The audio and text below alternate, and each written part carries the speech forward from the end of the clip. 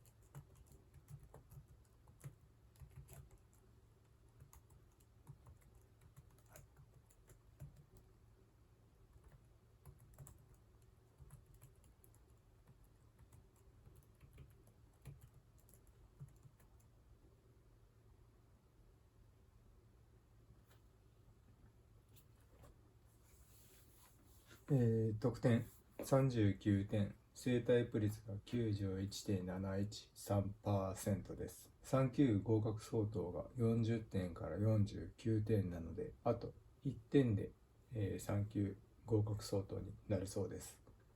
1ヶ月の練習と言ってますけれども、あと3日ほどになってしまうので、あと3日で3級合格相当までいけるかというところですね。はい、頑張っていきたいと思います。それでは。